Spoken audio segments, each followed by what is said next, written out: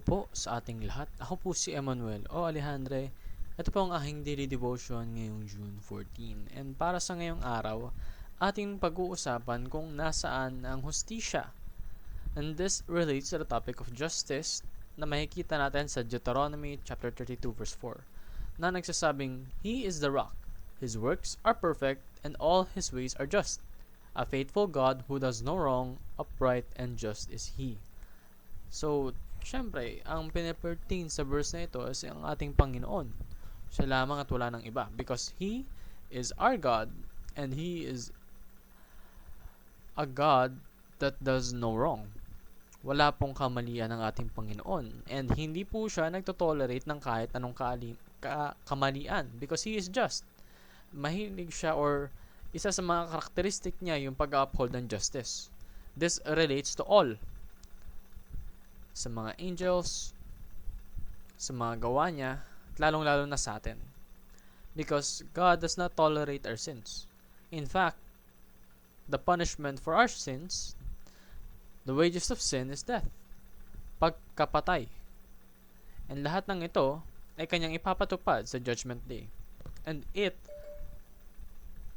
once He does His decision, it will no longer be redeemable. Kapag ikaw po ay na-brand na as sinner and hindi ka nagbago doon sa lifestyle na yon, you will always be a sinner until you decide to turn away from sin and to go towards His path.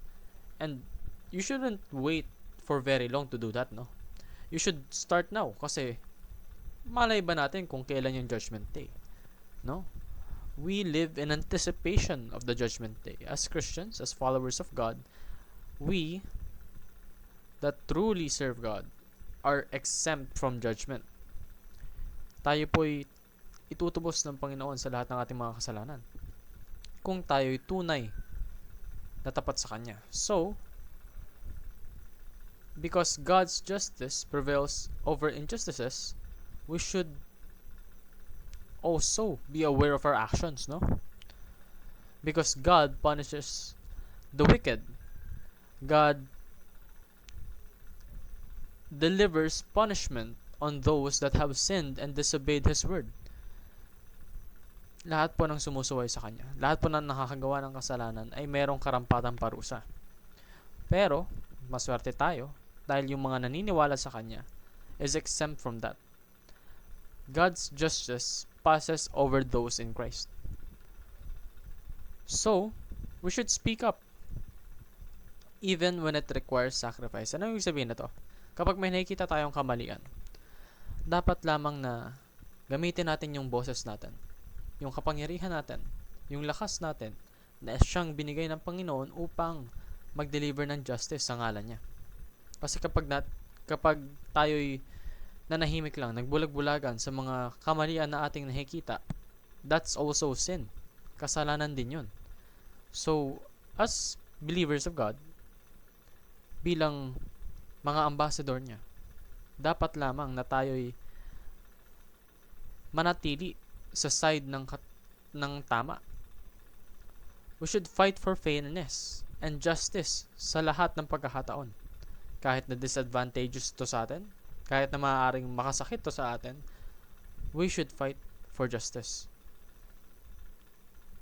Now, some people kasi, for instance, may mga taong nakakagawa ng kasalanan or hindi na-uphold yung justice dahil mahal nila yung taong nagkakasala. But that's not the right way, no? Kasi kung tunay na mahal mo yung taong yon, ipapaalam mo sa kanya yung kamalian niya, yung kakulangan niya, kung paano niya ito babaguhin sa buhay niya. And that's another form of love. Ipapaalam mo sa taong nagkakasala na siya'y nagkakasala. Tutulungan mo siya upang siya'y bumalik sa journey towards God. Yun lamang po ang aking daily devotion. Maraming salamat sa pakikinig. Pagpalain po tayong lahat and let us all give glory to God.